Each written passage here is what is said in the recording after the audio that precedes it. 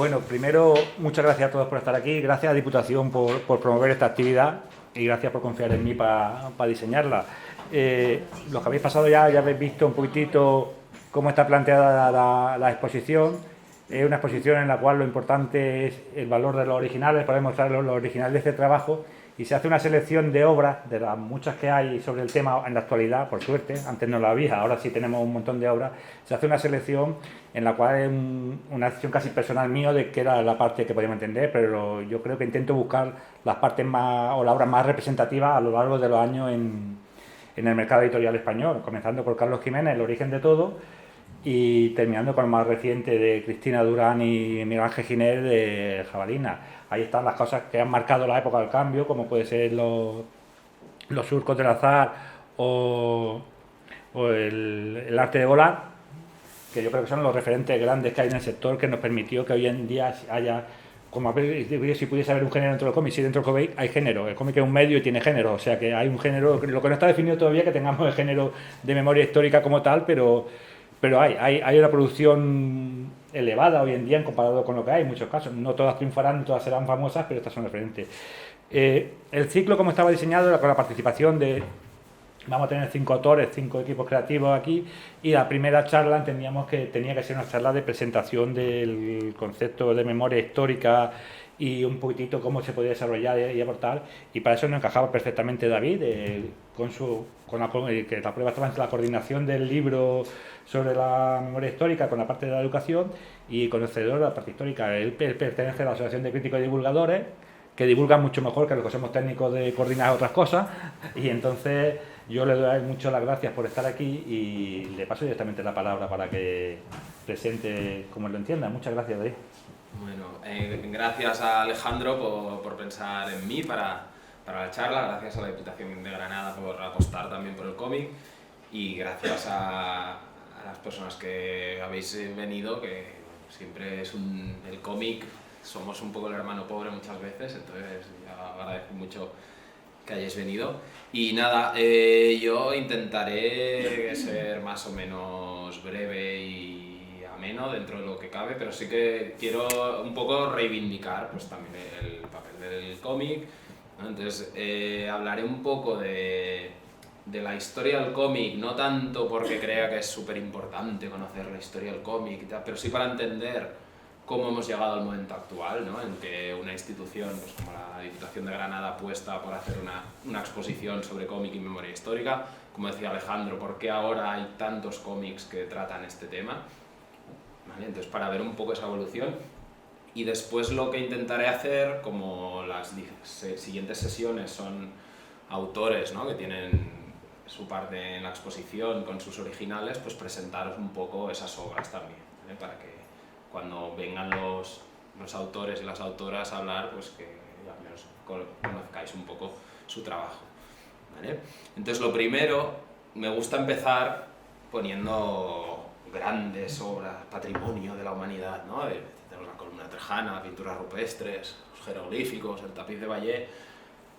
Es lo que hay ciertos autores que reivindican un poco, ¿no? Si es que cómic se ha hecho desde siempre, ¿no? Como buscando un poco de, por decirlo así, de justificar que el cómic tiene unos orígenes como muy nobles y muy... En realidad esto no es cómic, ¿no? Esto lo que demuestra es que para la humanidad la imagen siempre ha servido para narrar. El cómic es otra cosa. Y yo reivindico el valor del cómic como medio en sí, no hace falta decir que el cómic, porque evidentemente no era un cómic la columna de Trajano. Hay unas imágenes que explican una historia, pero eso no es un cómic, ¿no? La definición de cómic es algo también que se discute mucho y seguro si buscamos diferentes diccionarios habrá cosas distintas. Pero sí que el cómic nace en una época mucho más reciente, más asociado pues, a la época ya de la época industrial, donde y el cómic al final está pensado para ser reproducido, ¿no? Un cómic es un objeto del que se hacen muchas copias. La columna de Trajano no se hacían muchas copias, ¿vale? Entonces, pero como siempre ha habido este complejo un poco de inferioridad, era como buscar, bueno, pues es que ya antes los jeroglíficos ya eran cómic.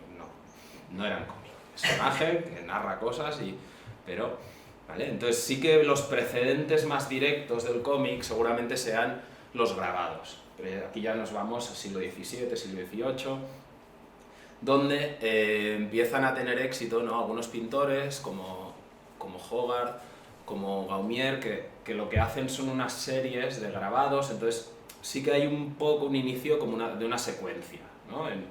Un grabado pasa una cosa y luego, como es una serie, después no son viñetas propiamente, ya no es cómic, pero ahí sí que es un antecedente un poco más directo. Y el que se considera muchas veces precedente ya auténtico es estas imágenes de aquí, que esto lo hizo un profesor también, de ahí al final la educación y el cómic están relacionados muy desde el inicio, que es Rodolphe Töpffer.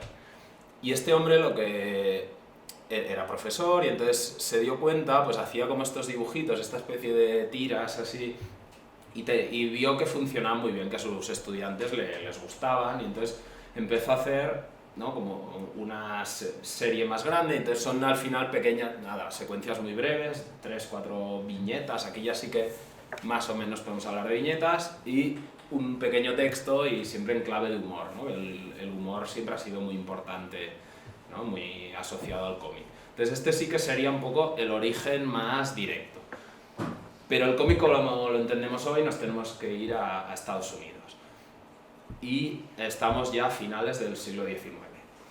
¿Qué es lo que está pasando en Estados Unidos? Que es un momento de de muchísima inmigración en Estados Unidos, ¿no? Han conquistado el oeste, está creciendo la economía, millones de europeos van hacia allí.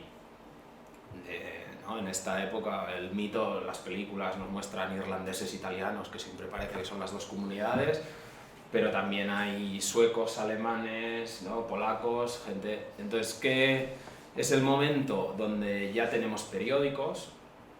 ¿Vale? De hecho, ya empiezan estos grandes magnates de la prensa, que los tenemos aquí a Pulitzer y a Hearst, y entonces se dan cuenta que hay un montón de gente, hay millones de personas en Estados Unidos que no compran sus periódicos porque no saben inglés.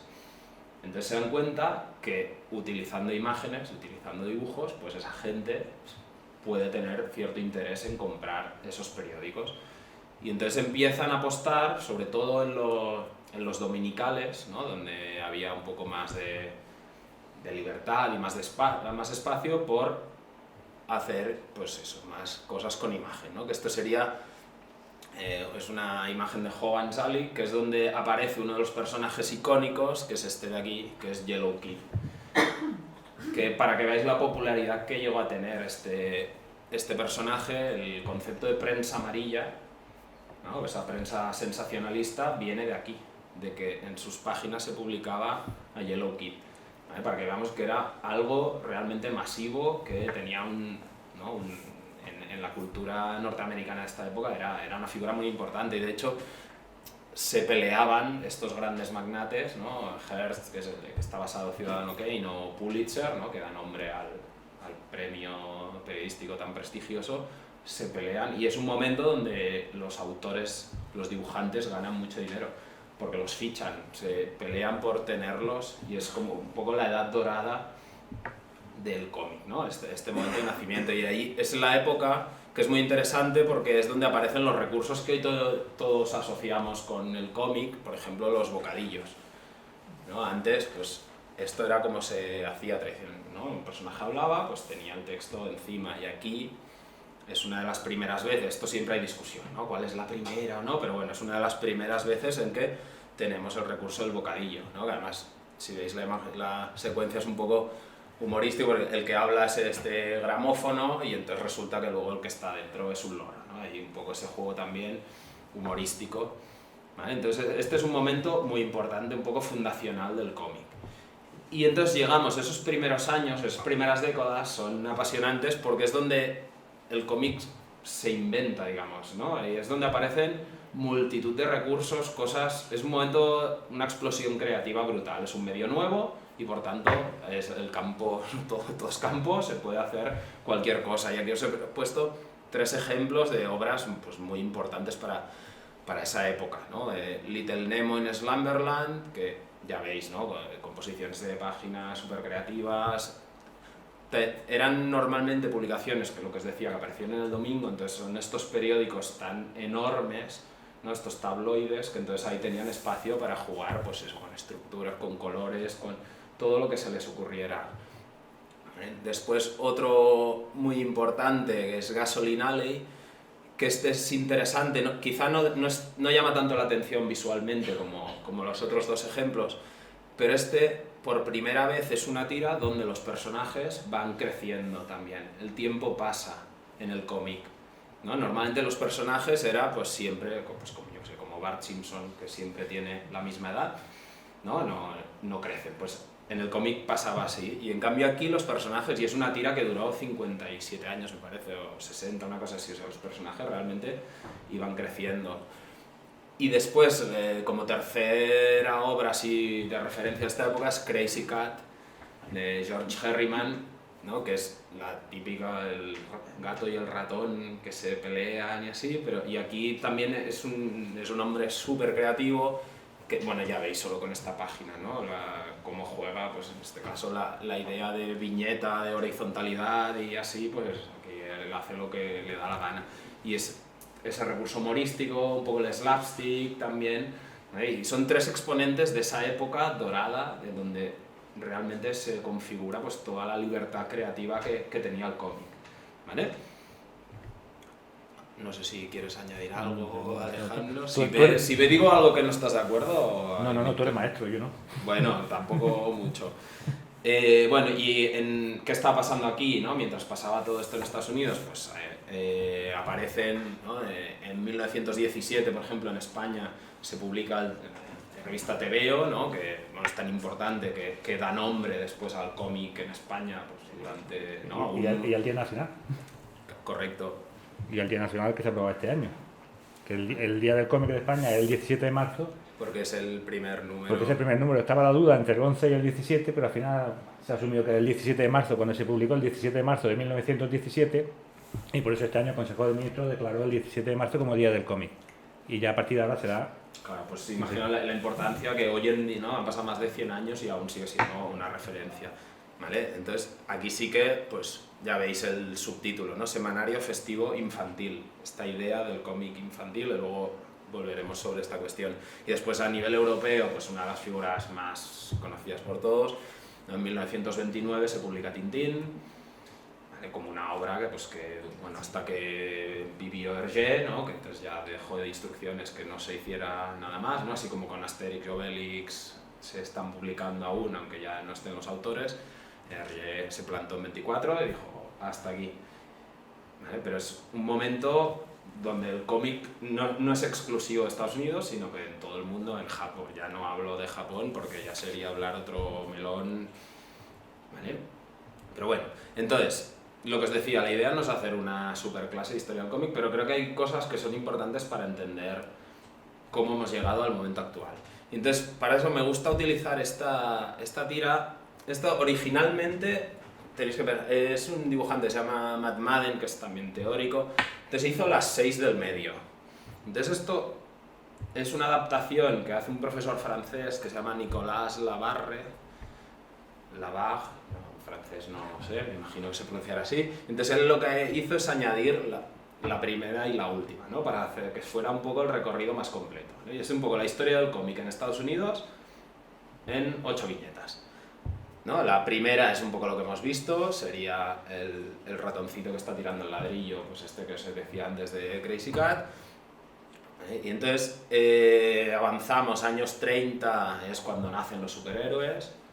Superman es el primero, luego Batman, Capitán América, Superman es en el 38, Batman en el 39, el Capitán América en el 41, Wonder Woman en el 41 y luego salen 200.000 más que la mayoría pues no tienen éxito pero claro, era un producto comercial que funcionaba muy bien y ahí ya empieza esa relación un poco entre el cómic y evidentemente como cualquier otro medio cultural con su contexto político. El número 1, la portada del Capitán América es el Capitán América dándole un puñetazo a Hitler, por ejemplo, en plena Segunda Guerra Mundial, ¿vale? Entonces el cómic, esta cosa infantil, no sé qué, pero en realidad es un producto de su época como cualquier otra expresión cultural.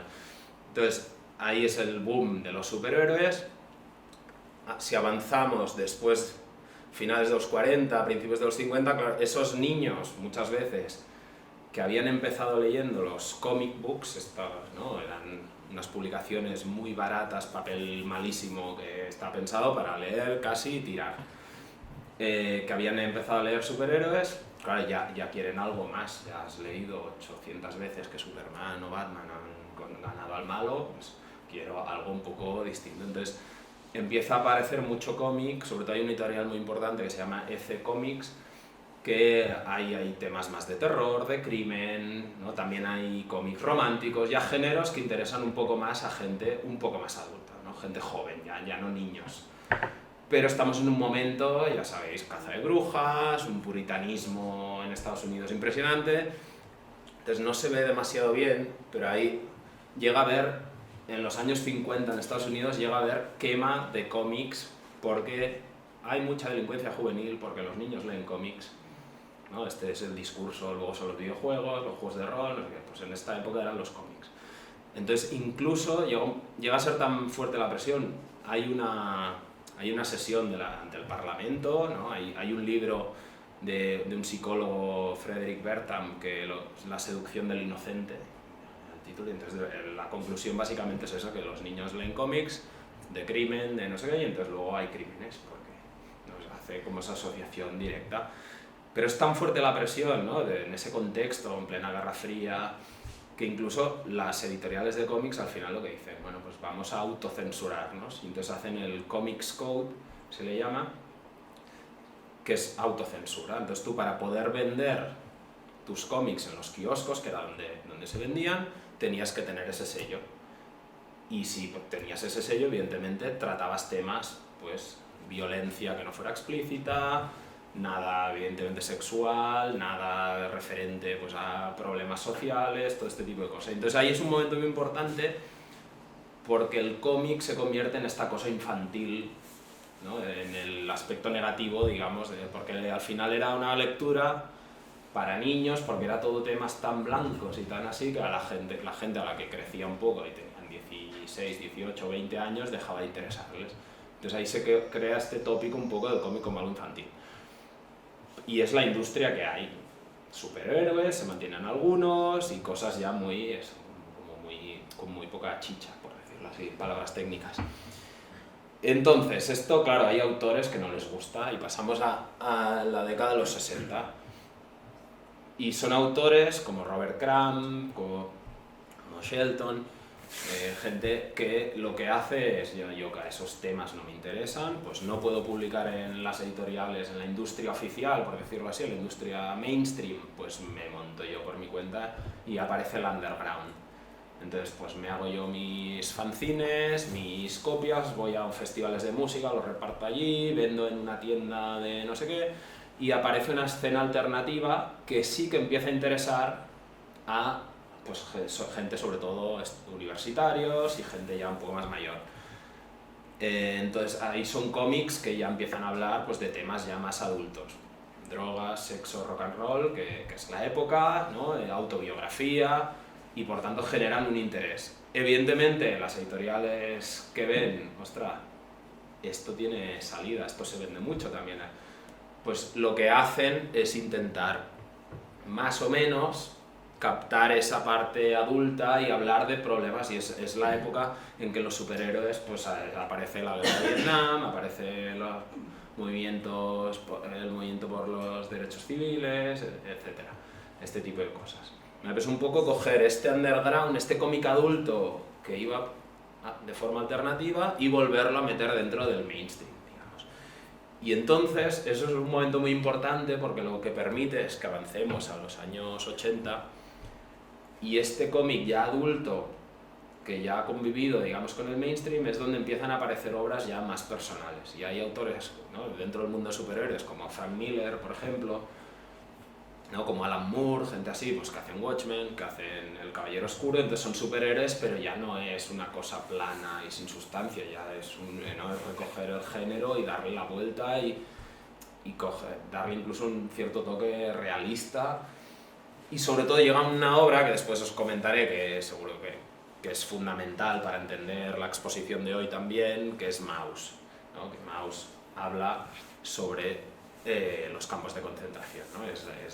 Art Spiegelman explica la historia de sus padres que estuvieron en Auschwitz y hay una reflexión sobre la memoria de todo esto muy, muy importante, ¿vale? Entonces, claro, aquí en los años 80, en el año 86 cuando se publica, y es un poco la sensación de, bueno, es que si el cómic puede hablar incluso del Holocausto, ¿no? Que es el tema seguramente más serio y más grave, y lo puede hacer con la profundidad, con la complejidad, con la sensibilidad con que lo hace Maus, es que el cómic puede hablar de cualquier cosa. Y a partir de ahí se produce, ya no seríamos finales de los 90, bueno, principio, ¿no? Desde mediados de los 90 hasta ya un poco llegar la época actual, donde estamos en una época que hay una diversidad bestial, ¿no? Cualquier tema el cómic puede tratar de cualquier tema, y es que de cualquier temática de enfermedades, de salud mental, de desigualdad social, de pobreza, de guerra, yo qué sé, por decir algunos nombres, Joe Sacco, pues reportajes de guerra en formato en cómic, ¿no? Y él se va allí a Bosnia, se va a donde sea, a Palestina, y explica el conflicto, cómo lo ve. Pues Alison Bechdel, ¿no? Una autora que explica cómo vivió, es lesbiana, y cómo vivió pues, su descubrimiento de la sexualidad, además con la relación con su padre, que también descubre que es gay. Claro, temas, Frederick Peters, a mí me gusta mucho, que es un autor suizo que habla en píldoras azules, por ejemplo, de su convivencia con su pareja tiene el SIDA, y su hijo, y el hijo de ella también, ¿no? Y cómo él vive todo esto. O sea, es que de cualquier tema que se os ocurra encontraremos cómics, ¿no? Y entonces, por eso es muy importante esta secuencia, ¿no? Desde este underground que iba en Bolsova, pero cómo eso influye en la industria, y ese cambio en la industria es lo que permite que acabemos teniendo cómics de cualquier cosa, ¿no? Que es un poco el momento actual. Y esto es la evolución en Estados Unidos. Entonces, ¿qué pasa en España? Es parecido, en realidad hay cosas que más o menos coinciden, pero evidentemente tenemos una historia que hace que haya cosas muy diferentes, ¿no? En los años 30, lo que decíamos antes, es una época de mucha creatividad, hay muchas revistas, hay autores brillantes, pero llega la guerra civil, y entonces ahí todo eso pues se corta. De hecho, el cómic, los dos bandos ven la potencia que tiene el cómic, ¿no? Y en los dos bandos aparecen revistas, sobre todo revistas infantiles, enfocadas para transmitir los valores, ¿no? Y, por ejemplo, el bando franquista pues tienen Flechas y Pelayos, que lo que hace pues es difundir los valores de la Falange para que los niños, los pequeños españoles del mañana, pues tengan los valores adecuados. En el bando republicano es muy famosa la revista Tralla, por ejemplo, en valenciana, que fusilaron a algunos de sus dibujantes porque hacían caricaturas satíricas de Franco, por ejemplo. O sea, ese es el nivel, digamos, eso es lo que está pasando en España. Entonces, la guerra civil, claro, supone ahí toda esa cultura, toda esa industria que está emergiendo, pues ahí se corta. Y toda esa creatividad, muchos dibujantes se exilian, los que se quedan, pues ya se imaginan las condiciones en las que están. Entonces llegamos a los años 40 y ahí coinciden varias cosas. La primera es que hay una carestía de papel muy bestia. El papel es algo no de lujo, pero prácticamente. Entonces la producción disminuye muchísimo. Entonces, ¿qué es lo que se publica? Pues evidentemente cosas que no tengan nada que ver con la realidad del país. Los años 40, ya sabéis, ¿no? La posguerra es una época de represión, es una época durísima, y por tanto pues tienen éxito y se potencian pues cosas como El guerrero del antifaz, ¿no? Pues bueno, mundos alejados de la realidad y aventuras y poca cosa más, ¿vale? Luego eso va evolucionando un poco, entonces va cambiando y aparece sobre todo Bruguera, ¿no? Como editorial potente, que ahí es el cómic, evidentemente, desde los estándares del régimen es algo infantil solo, por tanto tiene que ser humor blanco. Aún así hay veces que consiguen colar alguna, y a mí, hoy no lo he puesto, pero ahí me gusta usar ahí una tira de Carpanta, por ejemplo, ¿no? Que Carpanta al final es un hombre que está pasando hambre en España de esa época, que ya algo nos dice, ¿no? Pero bueno, con humor, con no sé qué, pero es la manera de pasar la censura. Pero hay una historieta que me gusta mucho, que si la buscáis la encontraréis, porque es bastante conocida, que está el típico empresario, sombrero de copa, ¿no? El prototipo con su traje y así, y entonces ha construido un pantano, que ya sabéis que era una industria que en esa época era bastante bollante. Entonces, claro, tiene un problema ese pantano, que está vacío, que no hay agua, y llega el hombre a casa preocupado y así, y entonces el niño se le ocurre, como él lee tebeos, él conoce a Carpanta y dice, papá, ¿por qué no vas a hablar con Carpanta? Que él seguro que tiene alguna idea y no sé qué. Entonces Carpanta le dice, yo te lleno el pantano, no te preocupes, yo necesito un pollo asado y te lleno el pantano. Y entonces, ¿cómo? ¿Pollo asado? Sí, le da un pollo asado, entonces hay una viñeta que es maravillosa, que es como el borde de la presa, y entonces son todo como Carpanta, ¿no? Vagabundos así, y todos tienen como un tubito. Entonces Carpanta va pasando con el pollo asado por delante de ellos y llena el pantano con las babas, ¿no? Y entonces el cobro, lo que cobra Carpanta es el pollo. Yo me quedo el pollo asado y te lleno el pantano y lo cumple. Claro, es una historia de humor, pero en realidad hay una crítica social, ¿no? Entonces consiguen, como el cómic tiene esa consideración, pues pueden colar más cosas que en otros medios. ¿Vale? Entonces después, ya años 60, pues sigue Bruguera, aquí aparece, ¿no? En los 50 pues tenemos eso, Carpanta, tenemos a Zipizape, las hermanas Gilda, ¿no? Diferentes dibujantes, Escobar, Cifré, algunos de estos nombres así históricos. En los 60 aparece Mortadelo y Filemón, ¿no? Ibáñez, que sigue al pie del cañón y es de los autores más vendidos aún hoy, ¿no? Y el éxito que tiene, pero digamos que esos, los años de la dictadura, hay muy poca evolución en el cómic. Hay autores, los que tienen quizá más inquietudes, pues algunos, o que, bueno, que se tienen que buscar la vida fuera y trabajan para agencias, ¿no? Entonces hay muchos cómics que se publican en Reino Unido, por ejemplo, ¿no? Y en otros países que los dibujantes son españoles, y entonces hay gente como Purita Campos, por ejemplo, que es súper conocida en algunos países europeos porque se conocía más allí que aquí, ¿no? Porque aquí los cómics para niñas, pues ya os imagináis cómo tenían que ser. ¿Vale? Entonces, claro, todo esto llegamos a los años 70 y ahí, ¿no? Acaba la dictadura, por fin, 36 largos años. Y entonces, claro, ahí llega un momento de explosión creativa, autores que por fin pueden hablar de lo que les da la gana. Y es el momento, además, que coincide con esto que habíamos visto del underground en Estados Unidos, y llega un poco aquí también. Eso es la época, finales de los 70 y los 80, de las revistas, ¿no? Y gente, pues, que os acordaréis, yo eso ya no lo he vivido, Alejandro sí. Seguro que sí. Gracias. Los kioscos, las revistas, y el Zona 84, y el Cimoc, el no sé qué, un montón de revistas que era donde se publicaban. Entonces el formato ahí era sobre todo historias cortas, porque era, claro, una revista, pues a veces semanal. Pero ese es el formato que permite el nacimiento del concepto de la memoria histórica, que claro, empieza a publicarlo, sí. tanto en Estados Unidos como en Japón como en España. En claro. Este tipo de revistas son historias cortas de 2, 3, 4 páginas que luego se van recopilando y que se hacen cada mes.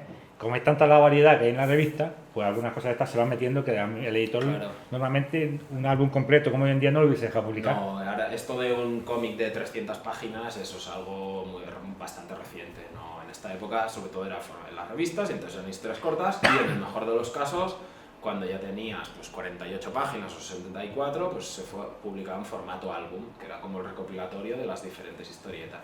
Pero estos son los 70, los 80, entonces hay un punto del erotismo, ¿no? La época del destape, pues también llega el cómic y este tipo de cosas. Estos dos niños de aquí, después hablaremos de ellos, que son muy importantes, que lo tenéis también en la exposición. Entonces llegamos los años 90, esto es el cómic español, esta cosa transparente, porque no desaparece, pero casi. Es la época, el modelo este de las revistas pues entra en crisis total, y entonces básicamente lo que se vende cómic y se publica cómic, pero básicamente empieza el boom del manga, ¿no? Y llegan, pues yo qué sé, el anime también, ¿no? Por la edad de algún, seguro que visteis Bola de Dragón y Cap Oliver y Benji, todo este tipo de cosas, pues luego, ¿no? Llega el manga, ¿no? Aquí nos ponen a Doraemon y así, y se venden superhéroes, que eso siempre había tenido pero cómic español hay muy poco. Es una época en donde autores que tenían mucho éxito en los 70 y los 80 empiezan o a trabajar para Francia, para donde puede, para Estados Unidos, a dedicarse a la publicidad, a la ilustración, no sé, porque vivir el cómic producido aquí así es muy difícil. Y eso empieza a cambiar. Este paso que en Estados Unidos es Maus, aquí pasa, hay varias obras que son muy importantes. Una de ellas es El arte de volar, que tenéis en la exposición, pero también coincide con Arrugas, de Paco Roca, que habla sobre el Alzheimer, que también es un cómic que tiene mucho éxito, que incluso se iba a hacer después una película de animación. Coincide un cómic de Gallardo, que era uno de estos autores que aquí tenía mucho éxito, pero que luego publica cosas que en los años 90 es un drama, pero publica María y yo, que explica su relación. Su hija tiene síndrome de Down y entonces toda un poco pues la relación que tiene con su hija y cómo vivió, ¿no?, cuando descubre la enfermedad, todo este tipo de cosas. Entonces es cómic social, ¿no?, cómic que trata temas que normalmente no había tratado el cómic, o había sido cosas esporádicas que no habían tenido mucho éxito, y ahí cambia, y entonces es lo que permite llegar a la época actual, donde pasa un poco lo que hemos visto en Estados Unidos, que hay cómics de todo en España. Y uno de los ámbitos donde más hay, seguramente en los últimos años, pues tema de memoria histórica, ¿no?, de cómics, que incluso hay gente, lo típico, es que el cine solo habla de la guerra civil, pues ese tipo de discurso también se empieza a escuchar sobre el cómic. Y como en cualquier medio, pues hay cómics buenos sobre memoria histórica y hay cómics malos, los que están, todos buenos. Eso sí, pues Alejandro ha seleccionado muy bien lo que atrae, pero también hay cómics que piensan que sí que hay incluso ese componente un poco comercial. Pues voy a hablar de esto, que sé que... Pero como pasa en todo, hay cómics buenos y malos, pero ahora estamos en un momento de eso, de una diversidad brutal. Como lectores es una maravilla, se publican 4.000 cómics al año en España, entonces tenemos para elegir lo que nos dé la gana. La situación de los autores y las autoras pues no es tan boyante, porque hay mucho, es un sector bastante precario, ¿no? Hay gente que sí, pero el nivel medio es bien difícil vivir del cómic, solo del cómic en España. Muchos autores y muchas autoras hoy en día siguen publicando para otros países, ¿no? Y luego hay excepciones pues que sí que tienen mucho éxito, ¿vale? Pero bueno, es un poco el panorama general. Y ahora, centrándome un poco más en el tema de memoria histórica, pues simplemente, ¿no?, un poco os comentaré un par de cosas de dos obras estas que hemos visto, ¿no?, que marcaban un poco, que son un punto de inflexión. Maus es una obra, lo que decía Alejandro, se publica primero en una revista también, ¿no? Son como entregas, pero después sí que lo que hace Spiegelman es recopilarlo. Al final la obra originalmente se publica en 2 volúmenes, ¿no? Ahora si vais a la librería, a la biblioteca, pues estará en un volumen, pero originalmente eran 2. Uno en el año 86 y otro en el año 91. Entonces, ¿qué es lo que hace Spiegelman? Que él lo publica en una editorial que no es una editorial de cómic. Es un cómic que no se vende en las librerías especializadas de cómic, donde básicamente tenían superhéroes. Se vende en librerías generalistas. Entonces llega a un público diferente, ¿no? No tanto del nicho del lector de cómics que cada semana iba a mi tienda, me compro no sé cuántas grapas no sé, sino gente pues más interesada en la literatura, entonces llega a otros círculos y tiene como un reconocimiento cultural más importante. De hecho, como ponen en la portada y como siempre se dice, gana un Pulitzer, el único cómic que ha ganado el premio Pulitzer, ¿no? Entonces eso le da como un prestigio cultural que hace que mucha gente se acerque. Después es un cómic. Claro, ¿qué pasa? Yo a veces que doy charlas así para docentes, y entonces, claro, siempre la pregunta sobre Maus, ¿no? Pues le regalé a mi sobrino de 12 años Maus y no le gustó. Digo, pues es lógico que no le guste, claro, es que no es una lectura. Esta idea del cómic para niños, pues claro, si le das Maus a un niño, no cogerá un cómic en la vida, porque es una cosa densa, es una lectura exigente, ¿vale? Entonces, claro, la gente... Al principio, imaginaos, hubo una polémica muy bestia porque, claro, son animalitos. Si estás hablando del Holocausto, del mayor crimen de la historia de la humanidad, y pones animalitos, ¿no? Y hay gente que estás haciendo, ¿no? Mickey Mouse, y había críticas de este estilo. En Polonia lo prohibieron porque los polacos ¿no? Cada país, la gente de cada país se representa con un animal. Los polacos son cerdos, pues en Polonia no les gustó demasiado que... ¿Vale?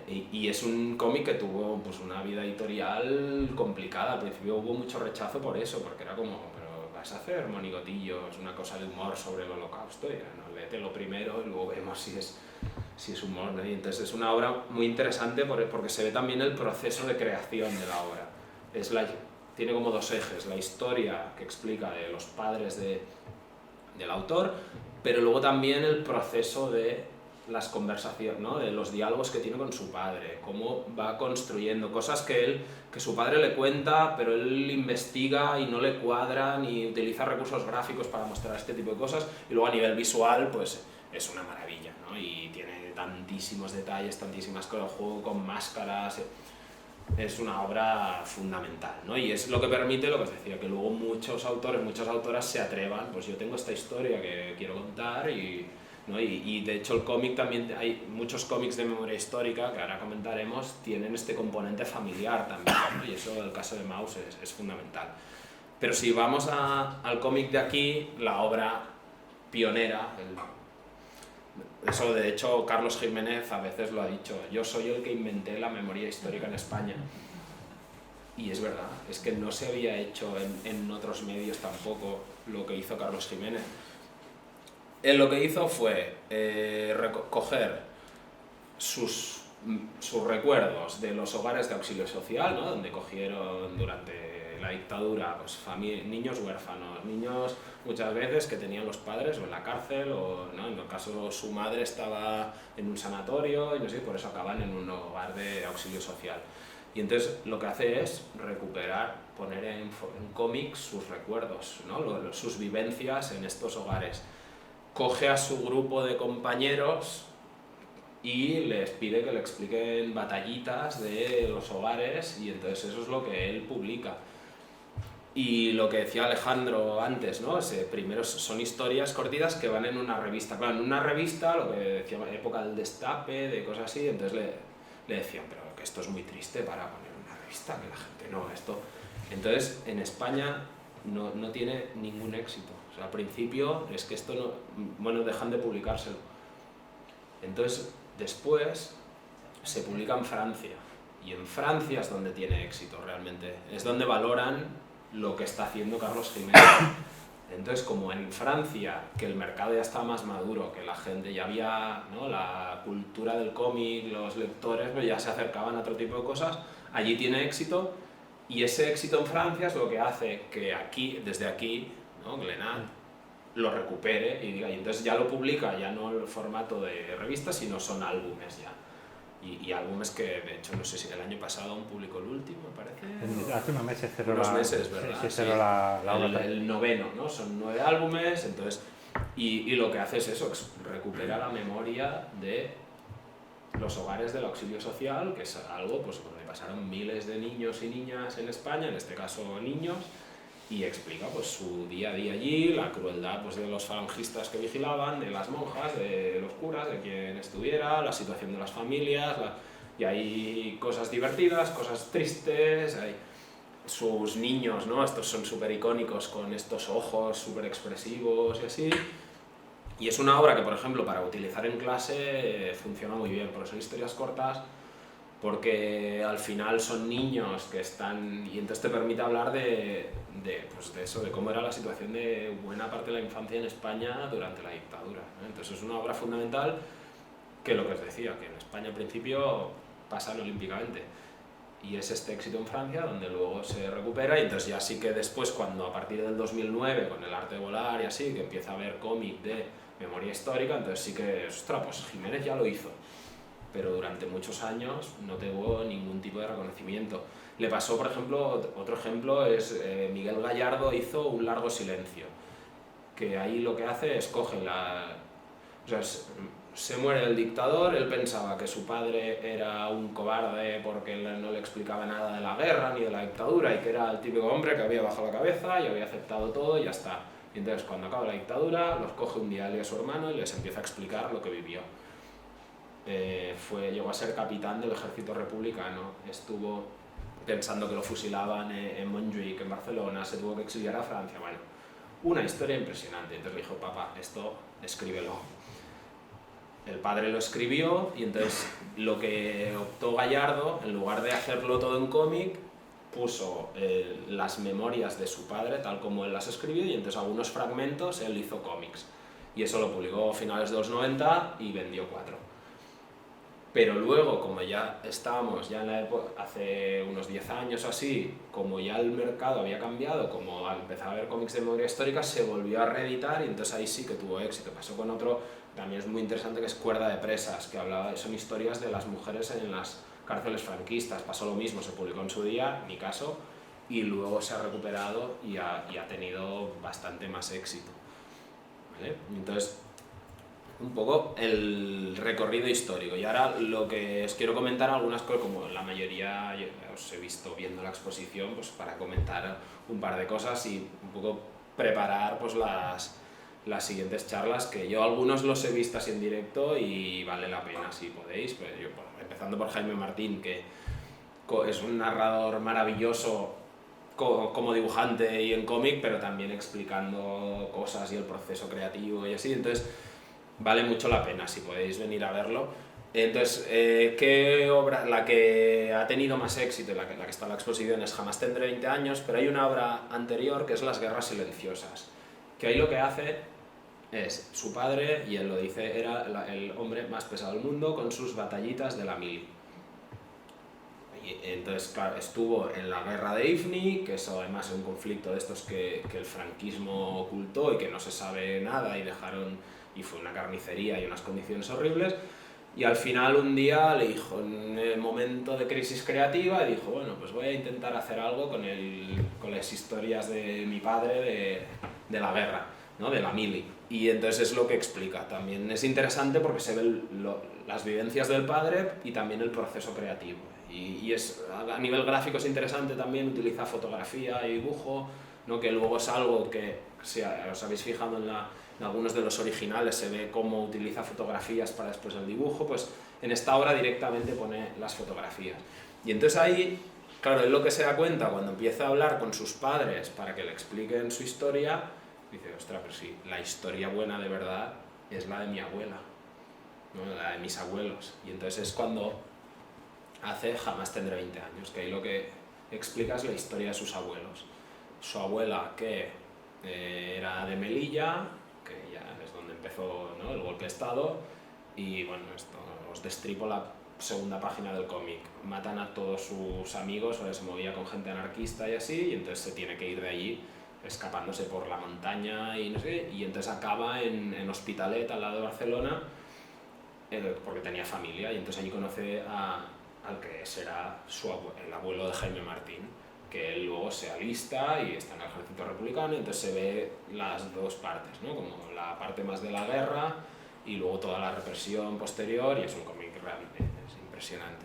Y entonces, para cerrar un poco el círculo, hizo el último, que es Siempre tendremos 20 años, que aquí lo que explica son un poco sus memorias de juventud, ¿no? El Hospitalet es una zona en la época que Jaime Martín pues era niño, adolescente, era una zona bastante dura, ¿no? Mucha inmigración y aún pues, pocos servicios, ¿no? Es la lucha vecinalera que pusieron un ambulatorio, cosas de este estilo, ¿no? Que esta extrarradio de las ciudades en los años 70-80 que era muy duro, entonces es lo que se ve, ¿no? Y un poco su formación también, sus inicios como dibujante, entonces así es como las 3 generaciones, ¿no? Es un autor muy interesante y además cuando él se explica, es de estas personas que disfruta explicando cosas y enlazando anécdotas y así.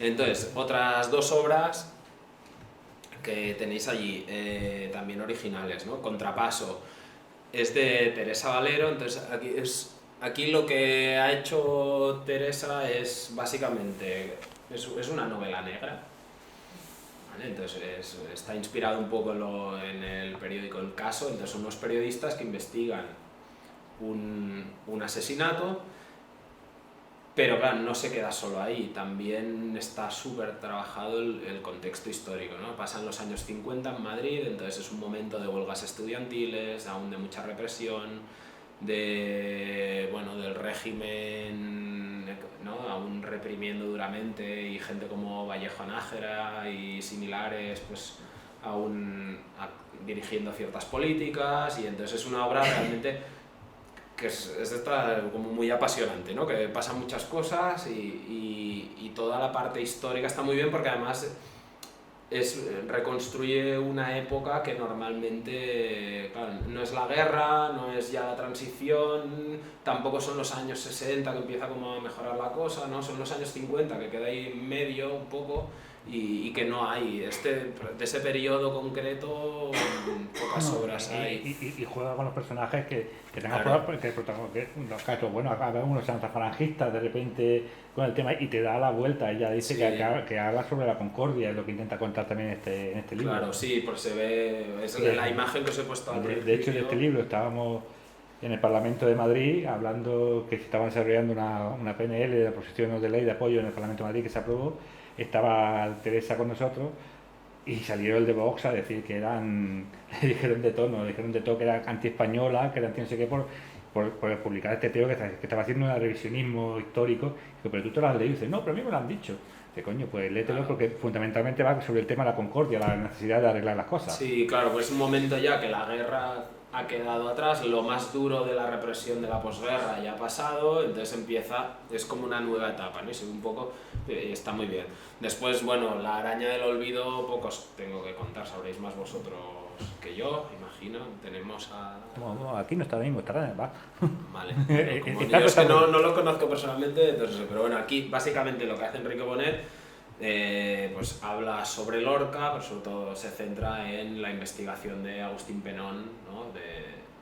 Entonces es también un cómic muy interesante por eso, porque hay otros cómics y sobre Lorca, ya sabéis, es una figura tan emblemática y hay cómics muy interesantes y hay muchos, de hecho, sobre Lorca seguramente será el que más cómics hay así de escritores. Sí. Hace poco coordinamos una mesa, bueno, hace 2 años, sobre cómics de Lorca. Y había en ese momento 6-7 TVOs solo sobre Lorca. Bueno, claro. Ahora se ha publicado, después de eso se publicaron 3 o 4 más, bastante malo. Yo el que os recomiendo es uno de Ilu Ross, que es así medio camino entre ilustraciones y eso me parece una cosa maravillosa. Pues yo tengo que publicar una segunda, pero hay ahora 6 o 7, no hay... Sí, pero bueno, sí, es una figura dentro del sí, título. Entonces, y este es interesante porque es un episodio más concreto, no es biografía de Lorca, ¿no? Que evidentemente está presente, pero es más de esta investigación. ¿Vale? Entonces, el de María la Jabalina, bueno, es el más reciente, este se ha publicado el mes pasado. Entonces, es una iniciativa del Ayuntamiento de Sagunto, que María la Jabalina, pues, bueno, leía una entrevista y decían que gente de Valencia, o sea, los autores que son de Valencia y que está muy cerca de Sagunto y no conocían esta figura, pero en Sagunto sí que era un personaje bastante conocido. Entonces impulsó el ayuntamiento, ¿no? La concejalía de memoria histórica, el cómic, ¿no? Fue un encargo, y entonces a la que empezaron a investigar y a leer sobre el tema, pues vieron que era una vida apasionante, ¿no? Era una chica muy joven, anarquista, se alista voluntariamente en el ejército republicano, la hieren ya en agosto, que dicen que seguramente sea una de las primeras mujeres que es herida en la guerra civil, y después, pues bueno, tiene una vida muy breve porque es un caso de represión muy bestia y es una historia, la típica historia que los americanos llevarían 25 películas y hubiera ganado 3 Oscars y habría camisetas en todos sitios, y aquí no sabemos ni quién es, los que no somos de Sagunto. Entonces es una iniciativa, ¿no? Y el cómic ha conseguido esto también, de dar a conocer episodios, ¿no? El caso de los surcos del azar, por ejemplo, la 9, pues hasta que Paco Roca no lo hizo en su cómic, no había nada aquí prácticamente, algún libro, algún historiador perdido que había hecho alguna cosita, pero muy poco. Ya, sí que voy acabando. El arte de volar, el ala rota, son 2 obras. El arte de volar fue, yo creo, la que impulsa el cómic de la memoria, es un poco la piedra fundacional. En el año 2009 incluso ganó el Premio Nacional y es un cómic que lo que hace es explicar la vida del padre del guionista, de Antonio Altarriba. Entonces es una vida de estas que parece inventada, porque es un hombre, pues, vive la proclamación de la República, está en Zaragoza, lucha en la guerra, se exilia, lo meten está en una compañía de trabajo, luego vuelve, no sé, es una vida impresionante, ¿no? Entonces es una obra, yo como profesor, y es la que me abrió a mí los ojos de decir, es que esto para dar clase es una maravilla, porque además como recorre toda la etapa, ¿no? Es una lectura que permite ver, pues, prácticamente todo el siglo XX de España, ¿no? Y toda esa generación que vivió la guerra cuando eran jóvenes, que luego se comieron toda la dictadura, ¿no? Que luego llega la democracia y evidentemente es un gran avance, pero llega también esa parte como del desencanto, que la sensación esta de ahora va a ser todo maravilloso, que tampoco lo es. Entonces es una generación con una vida durísima. Entonces Altarriba se quedó un poco con la idea porque el personaje de la madre en este cómic queda un poco desdibujado, y entonces él explica, ¿no? Que en una sesión de firmando el cómic y una mujer le pregunta, ¿y tu madre? Y se quedó como con eso dentro y entonces hizo el ala rota, ¿no? que es como la otra cara de la historia, que es la historia de su madre, que también es impresionante, también la historia de la madre, que dice, no tanto la guerra, no sé qué, pero trabajó de sirvienta para el capitán general de Barcelona y que estaba en una conspiración monárquica y no sé qué, que quiero decir, es una historia realmente impresionante también. Y luego Kim, en solitario, que esto es muy interesante también, explica, pues, la vida de los emigrados, ¿no? La gente que se fue en los años 60, en este caso en Alemania. Él se fue un poco a la aventura, pero allí se encontró con mucha gente, pues, que estaba huyendo, pues, de la miseria que había en España, ¿no? Entonces es una obra también muy, muy interesante. José Pablo García, él tiene muchas, y antes lo comentábamos, claro, ha tenido mucho éxito. Lo que ha hecho ha sido adaptar obras. Hizo un primero, que es Las aventuras de Joselito, que en su día pues tampoco tuvo mucha repercusión, que es una maravilla, pues la de Joselito, el pequeño ruiseñor, pues es su biografía, pero gráficamente va utilizando como el estilo gráfico que dominaba en cada época. Entonces es un cómic que tiene muchos estilos gráficos diferentes y es como un homenaje a la historia del cómic y además es la biografía y es un cómic que es una maravilla realmente. Y entonces luego los que ha tenido muchísimo éxito, las adaptaciones de Preston, que lo mismo, yo es el típico que cuando voy a hablar con profes, ¿no? El de la guerra civil, digo, no, por favor, en segundo de bachillerato, si hay alguien que realmente le interesa mucho la historia, puede probar. Pero ya, porque al final es una adaptación de un libro de Paul Preston sobre la guerra civil. Entonces, el niño de 14 años, aquello. Yo, por ejemplo, en mis clases lo usaba, leíamos el primer capítulo, que lo que hace es como un recorrido desde 1808 hasta 1931. Y entonces eso, son 15 páginas, y entonces era un poco, en lugar de yo explicar o apuntes, pues leíamos el cómic y yo iba aclarando cosas, pero era lo que les hacía leer. Claro, si les das a leer esto, es un cómic muy denso y muy... Entonces, pues será de los cómics que más se han vendido en España en los últimos años. Bueno, veía antes 13 ediciones, más de 40.000 ejemplares vendidos, que eso es muchísimo. Y entonces luego, ahora lo que ha hecho últimamente es también novelas, ¿no? Soldados de Salamina, la de Cercas. La última es El hijo del chofer, que es un libro muy interesante, que además a mí me toca más de cero, pues está centrado en Cataluña y toda la época de Pujol y un periodista y todos sus contactos y así. Y luego tiene incluso la serie que son adaptaciones de Galdós, ¿no? Entonces ha encontrado pero es muy interesante y seguro que también su método de trabajo, ¿no? Viendo los originales, así como la parte de documentación lo cuida mucho. Sí, él en su conferencia va a ir precisamente cómo hace para adaptar los libros. Claro, y un trabajo de síntesis tan bestia, porque claro, de lo que cuenta un libro académico así, a convertirlo en un cómic, tiene que ser complicado. Y luego, por último, reivindicar un poco el papel del cómic en la educación, ¿no? Entonces, no he venido a hablar de mi libro, pero bueno, por si alguien no lo conoce, pues, yo hice Memoria de viñetas, ¿vale? Que es un libro en el que colaboraron conmigo Pepe Gálvez, Elena Masara y Gerardo Vilches, ¿no? Que ellos hicieron un capítulo cada uno. Entonces la idea es que cualquier docente que tenga interés en utilizar el cómic, pues hay una primera parte teórica que pone un poco las bases, una historia del cómic en 15 páginas más o menos, una sección sobre el lenguaje del cómic, y luego hay 2 artículos sobre un poco parecido a lo que he ido explicando, ¿no? Esa reflexión de cómo el cómic se ha acercado a la memoria y de cómo el cómic ha tratado el papel de las mujeres también, ¿vale? Y después la parte más potente, digamos, del libro son 13 guías didácticas, ¿no? Sobre 13 cómics que, pues, desde la Segunda República hasta la Transición. Entonces pues hay cómics que tratan, pues yo qué sé, la homosexualidad bajo el franquismo,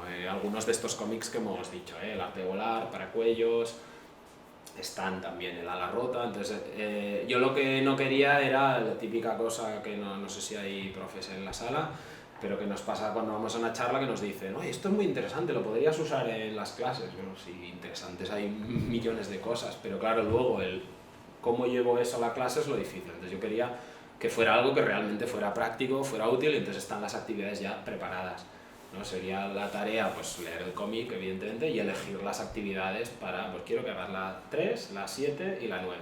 Y luego, además de los cómics, también me interesaba mostrar cómo el cómic puede combinarse con otros medios. Entonces, en cada una de estas guías didácticas hay actividades complementarias. En algunas es, pues, un trabajo a partir de una canción, en otro a partir de un documental. Hay algunas entrevistas a los autores, ¿no? Entonces intentar que el cómic no sea algo extra, como un día hoy vamos a hacer cómic, un día en clase, sino que sea un medio más, pues como una película, como un documental, como una novela, que entra en una clase y nadie te mira raro, y en cambio con el cómic aún pasa, ¿no? Entonces también la idea del libro era reivindicar un poco, pues eso, el papel del cómic en educación, que se usa muy poco, depende básicamente de iniciativas individuales. Si hay una profesora que le interesa, pues a lo mejor en sus clases lo usa, ya está. Y si esa profesora, pues un día se cambia de centro, en ese centro ya no se hace nada con cómic, ¿no? Que suele pasar cosas así. Entonces intentar un poco dar, pues eso, impulso a esto de forma modesta, porque es un libro muy concreto para un público muy concreto, pero bueno, la verdad que quedamos bastante satisfechos y ha funcionado bastante bien dentro de que es un libro, eso no es la lectura para ir en el autobús o que un rato agradable, ¿no? Es otro objetivo. Y entonces simplemente, por si no lo conocéis, también hablaros de Pedro Cifuentes, que es un profesor también de historia. Él lo bueno que tiene es que además es dibujante. Sí, él estuvo este año invitado en el salón y tuvo un pequeño para sobre el mismo y arrasando. Sí. Pedro ha salido en ahora es diario, la superstar del cómic educativo en España, es él, pero merecidísimamente. Entonces tiene esta serie que es Historia del Arte en Cómic, que entonces tiene como este grupito de estudiantes y él, ¿no? Y entonces van por diferentes, como una aventurilla, y entonces se va viendo, pues en este caso el arte clásico, ¿no? Ya tiene después el arte medieval, el Renacimiento, y la idea es llegar, pues, hasta el arte contemporáneo. Y además de eso ahora ha sacado uno, no sé si has visto el de la prehistoria de la península ibérica, uno que es un formato así, que yo no lo he leído, lo tengo en casa, pero es que como normalmente leo en el tren y en no sé qué, claro, eso no me lo puedo llevar, entonces tengo que encontrar el momento, pero ha sacado sobre los objetivos de desarrollo sostenible, bueno, un montón de cosas, porque y él es profesor y ahora ya está empezando a ser más dibujante que profesor, ¿no? Porque tiene muchos y son obras que valen mucho la pena. Y por mi parte, pues yo creo que hoy hemos comenzado con el violado. Un poco.